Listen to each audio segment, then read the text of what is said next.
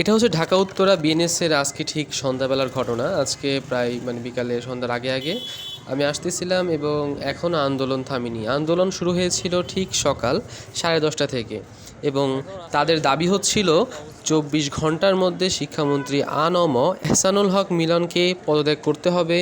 দুর্যোগপূর্ণ আবহাওয়া ও বন্যা পরিস্থিতি উন্নত না হওয়া পর্যন্ত এইচএসসি বা সমমান পরীক্ষা স্থগিত রাখতে হবে। বৈরী আবহাওয়ার কারণে যে পরীক্ষার্থীরা আগের পরীক্ষাগুলো অংশগ্রহণ করতে পারেনি তাদের জন্য পুনরায় পরীক্ষা নেওয়ার ব্যবস্থা করতে হবে। সাধারণত খারাপ আবহাওয়া ও বন্যার মধ্য দিয়ে এসএসসি পরীক্ষা চালিয়ে যাওয়ার প্রতিবাদে এবং শিক্ষামন্ত্রী পদত্যাগের দাবিতে রাজধানীর উত্তরা বিএনএস সেন্টারের সামনে সড়ক অবরোধ ও বিক্ষোভ করেন শিক্ষার্থীরা। এবং এই আন্দোলনের কারণে আমার খুবই একটা তীক্ষ্ণ একটা অভিজ্ঞতা হয়েছে, কারণ আমি বিষয়টা একেবারে খুব কাছ থেকে দেখতে পেয়েছি। এবং এটা বলতে গেলে পুরা গাজীপুর টঙ্গী যে ঢাকা ময়মনসিংহ যে সড়কটা রয়েছে, এই একটা ফ্লাইওভারের কারণে পুরা সড়কটাই অবরোধ হয়েছিল এবং ঢাকার মানুষ গাজীপুর টঙ্গী বা ময়মনসিংহের দিকে ঢুকতে পারছিল না এবং ওই দিকের মানুষও আসতে পারছিল না এবং এই পুরা ফ্লাইওভারটাই আজকে পুরাই ব্লক ছিল। এবং এর পেছনে এবং আমি ওইখানে যে শিক্ষার্থীদের সাথে কথা বলে একটা বিষয় সম্পর্কে আমি অবগত হলাম যে ওদের মধ্যে দুই রকমের দলের লোকজন রয়েছে। এক দলের লোক ওরা চাচ্ছিল যে আন্দোলনটাকে এখানে স্থগিত করতে, এবং আরেক দলের লোক বলছিল যে আন্দোলনটা চালিয়ে যাবে যতক্ষণ অবধি না শিক্ষামন্ত্রী পদত্যাগ করছে। এবং এরই রেষারেষিতে এই আন্দোলনটা এখনও স্থগিত হয়নি। পরবর্তীতে আমি গাজীপুর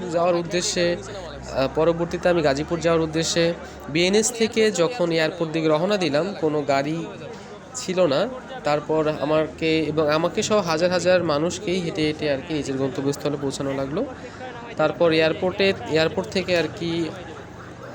অনেকে যাদের বাসা টঙ্গী গাজীপুর ওইদিকে তারা ওইদিকে বিভিন্ন ট্রেনে করে রওনা দিয়েছিল। এখন বিষয়বস্তু এটাই হচ্ছে যে যেহেতু শিক্ষার্থীরা এটা সত্যি একটা করুণ দাবি, কিন্তু আসলে জনভোগান্তিরও এখানে একটা বিষয় রয়েছে। আমি আজকে আসার পথে দেখলাম যে অনেক অ্যাম্বুলেন্স যেরকম আটকে ছিল, এবং পাশাপাশি আমি আরও দেখতে পাচ্ছিলাম যেরকম গাড়ির যে জ্যামগুলো পড়েছিল, এটা খুবই হতাশাজনক। বাংলাদেশের মতো একটা এরকম দেশে যদি এরকম হয় তাহলে এটা সত্যি মেনে নেওয়ার মতো না।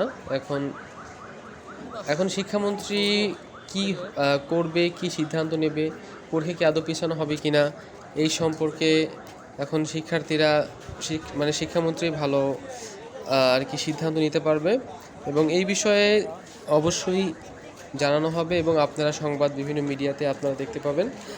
যাই হোক, আমরা চাই সাধারণ জনগণ যাতে দুর্ভোগটা কমে এবং শিক্ষার্থীদের যেই দাবিটা যৌক্তিক, সেই দাবিটা অবশ্যই আমাদের শিক্ষামন্ত্রী মেনে নেওয়া উচিত। বেসিক্যালি যেসব পরীক্ষা এরকম দুর্যোগের কারণে দিতে পারেনি অনেক শিক্ষার্থী, পরীক্ষাগুলো আবারই নেওয়া হোক, এটাই আমাদের সকলেরই চাওয়া।